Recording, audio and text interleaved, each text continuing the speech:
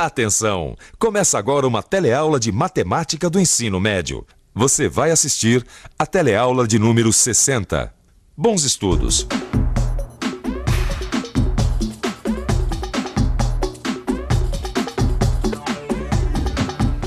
Olá! Você se recorda da nossa última teleaula onde a gente começou a estudar logaritmo?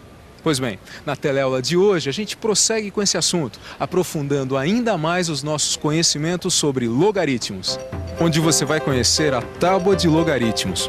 Vai conhecer também as propriedades dos logaritmos na multiplicação, na divisão e na potência.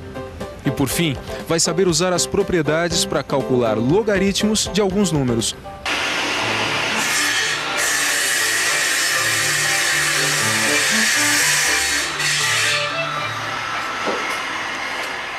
Tábua de logaritmos? O que será isso, hein, Jorginho? Não sei. Será que o Joaquim sabe? Vou perguntar pra ele. Ô, Joaquim! Diga! Vem aqui um pouquinho, por favor. Tô com uma dúvida. Você sabe o que é tábua de logaritmos? Tábua de logaritmos? Eu sei o que é. Mas antes, vamos ver um pouco da história dos logaritmos. Os logaritmos, como a gente já falou na teleaula passada, foram inventados na primeira metade do século XVII, para facilitar alguns cálculos complicados que a vida da época exigia. Mas que cálculos complicados será que eram esses em pleno século XVII? No século XVII, o homem mais do que nunca se lançava aos mares e oceanos atrás de novas terras.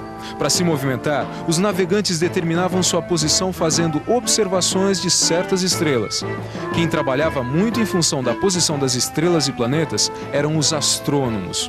Tudo para tentar prever eclipses, marés, cometas e outros fenômenos da natureza. Os banqueiros também tinham um trabalho e tanto para calcular os juros dos empréstimos. Mas os cálculos complicados daquela época não ficavam só por aí. Existiam ainda muitas outras atividades que exigiam e muito dos matemáticos. Por isso, quando as primeiras tábuas de logaritmos apareceram, foram recebidas com muita festa e alegria. Sabe por que tanta festa? Porque as tábuas de logaritmos possibilitaram maior rapidez em cálculos que na época seriam praticamente impossíveis de se fazer. Agora, o que é uma tábua de logaritmos? Uma tábua de logaritmos nada mais é do que uma tabela de duas colunas. Dá uma olhada aqui. Veja. Na coluna da esquerda a gente tem os números positivos e na da direita seus respectivos logaritmos. Veja, o número 36 tem como logaritmo 1,5563. E no que é que uma tábua de logaritmos ajuda a vida da gente? Ajuda, porque com essa tábua a gente pode substituir uma multiplicação por uma soma ou uma divisão por uma subtração. Substituições que facilitam os cálculos, porque uma soma é mais simples do que uma multiplicação, assim como uma subtração é muito mais fácil do que uma divisão. Não entendi direito. Como é que com uma tábua de logaritmos dá pra gente substituir uma multiplicação por uma soma? É simples. Em vez de a gente multiplicar 37 por 65, a gente pode pegar os seus logaritmos correspondentes na tabela e depois somá-los. Veja, o logaritmo de 37 é 1,5682 e o logaritmo de 65 é 1,8129. Somando os dois logaritmos, chegamos a 3,3811. Que olhando aqui na tabela, eu vejo que este logaritmo corresponde ao número 2405. Ou seja, 37 vezes 65 dá 2405. Nossa, parece mágica. Parece, mas não é. É matemática pura. Quer dizer que se eu tiver uma multiplicação entre dois números, dá para substituir por uma adição? Dá, do mesmo jeito que se você tiver uma divisão entre dois números, você pode substituir por uma subtração. Essas são algumas das propriedades dos logaritmos. Propriedades dos logaritmos? Vocês vão me desculpar, mas eu me perdi um pouco com essa história de logaritmos. Será que não dá para dar uma revisadinha, não? Perfeitamente. O que são logaritmos? Vamos rever sua definição? Quando um número está escrito como potência de base 10, então o expoente é o logaritmo desse número. Lembrou da definição? Não tem erro, dá só uma olhada nesse exemplo. A gente sabe que 10 elevado a 0,477 é igual a 3. Dizemos então que 0,477 é o logaritmo de 3. Viu como a definição é simples? De uma forma geral, a gente pode dizer o seguinte, que se o logaritmo de um número x é igual a y, então 10 elevado a y é igual a x. E para não ficar nenhuma dúvida, dá uma conferida num outro exemplo. Se o logaritmo de 65 é igual a 1,8129, então a gente pode dizer que 10 elevado a 1,8129 é igual a 65. E aí, deu para relembrar a definição de logaritmo? Ah, agora sim, né? E as tais propriedades dos logaritmos, quais são? A primeira delas a gente já viu. É aquela que fala do produto de dois números? Exatamente. O logaritmo do produto de dois números é igual à soma de seus logaritmos. E isso se escreve assim. O logaritmo do produto de A por B é igual ao logaritmo de A mais o logaritmo de B. E essa propriedade a gente pode usar para quê, hein? Bem, a gente pode usar, por exemplo, para calcular o logaritmo de 6, conhecendo o logaritmo de 2 e de 3. Como assim? Bem, aí está o nosso problema. A gente quer saber qual o logaritmo de 6 e conhece os logaritmos de 2 e 3. A gente sabe que o logaritmo de 6 é igual ao logaritmo de 2 vezes 3, que é igual ao logaritmo de 2 mais o logaritmo de 3. Como a gente já conhece os logaritmos de 2 e 3, então a conta fica fácil. Aí está. O logaritmo de 6 é igual a 0,778. E essa é a primeira propriedade dos logaritmos. Que diz que o logaritmo do produto de dois números é igual à soma dos logaritmos desses números. E a outra propriedade? Essa a gente também já viu. É a que trata da divisão entre dois logaritmos? Exatamente. Ah, agora eu me lembro que o logaritmo do quociente de dois números é igual à diferença entre seus logaritmos. É essa mesma, que a gente escreve assim. O logaritmo da divisão de A por B é igual ao logaritmo de A menos o logaritmo de B. Mas vamos ver isso na prática. A gente pode calcular o logaritmo de 1,5 conhecendo os logaritmos de 2 e 3.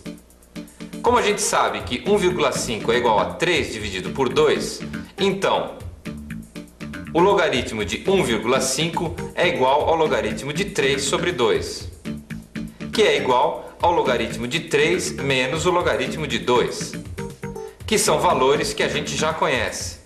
Logo, o logaritmo de 1,5 é igual a 0,176.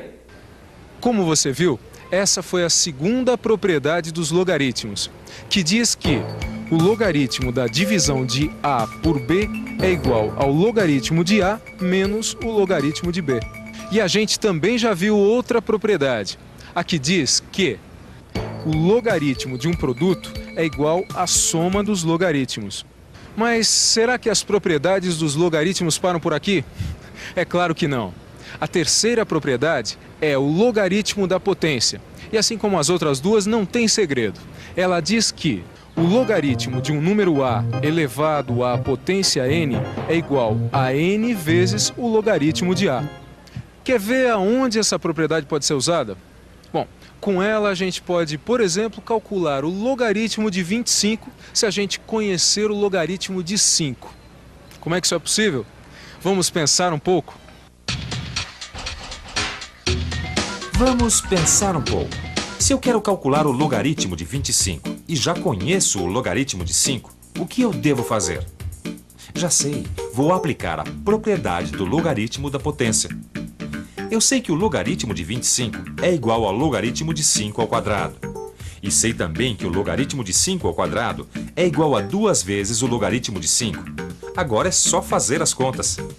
E eu chego ao resultado de que o logaritmo de 25 é igual a 1,398. Como você está percebendo, usando os logaritmos de alguns números, a gente pode calcular os logaritmos de muitos outros números. Mas vamos ver alguns casos especiais. Veja que o logaritmo de 1 é 0. Isso porque 10 elevado a 0 é igual a 1. Já o logaritmo de 10 é igual a 1. Veja que 10 elevado a 1 dá 10. E o logaritmo de 100 é 2, porque 10 elevado ao quadrado é 100. Assim como o logaritmo de 1000 é 3. E por quê? Porque 10 elevado a 3 é 1000. Nossa, mas até que não é tão difícil essa história de logaritmo. E logaritmo negativo? Existe? É claro que existe. Os logaritmos dos números decimais entre 0 e 1 são negativos. Quer ver um exemplo? Vamos pegar um número decimal entre 0 e 1. O 0,12, por exemplo. Vamos calcular o seu logaritmo e ver se ele é mesmo negativo.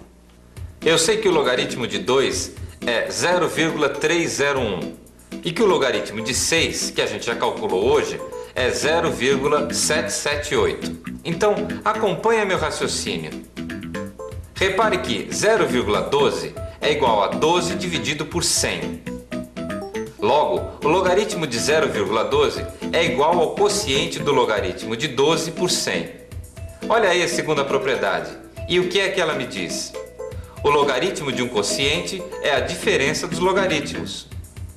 Só que o logaritmo de 12 é igual ao logaritmo de 2 vezes 6. Olha aí a primeira propriedade, que diz que o logaritmo de um produto é igual à soma dos logaritmos. Agora ficou fácil. A gente já sabe os valores dos logaritmos de 2, 6 e 100. Então é só substituir. E aí está. O logaritmo de 0,12 é igual a menos 0,921. Viu como os logaritmos dos números decimais entre 0 e 1 são negativos? Mas e o logaritmo de 0? Quanto é que vale?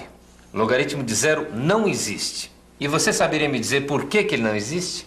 Se o logaritmo de um número é o expoente desse mesmo número, escrito como potência de base 10, então não dá para ter mesmo o logaritmo de 0. Isso porque não existe uma potência de base 10 que seja igual a 0. É isso aí, Zeca. E os números negativos? Tem logaritmo? Não, só os números positivos têm logaritmo. Mas por hoje chega, porque também não adianta a gente querer aprender tudo de uma vez só. O importante agora é você saber o que aprendeu até aqui. Portanto, é hora da revisão. E atenção, se liga aí que é hora da revisão. Na teleaula de hoje, você conheceu a tábua de logaritmo. Conheceu também as propriedades dos logaritmos na multiplicação, na divisão e na potência. E, por fim, viu como usar as propriedades para calcular logaritmos de alguns números. De tudo que a gente aprendeu hoje, tem uma coisa que é muito importante você ter em mente. Conhecendo os logaritmos de alguns números, a gente pode, a partir das propriedades, calcular os logaritmos de uma infinidade de outros números. No livro, você vai encontrar uma pequena tábua de logaritmos para poder consultar e resolver os exercícios. Bom, agora é com você. Tchau!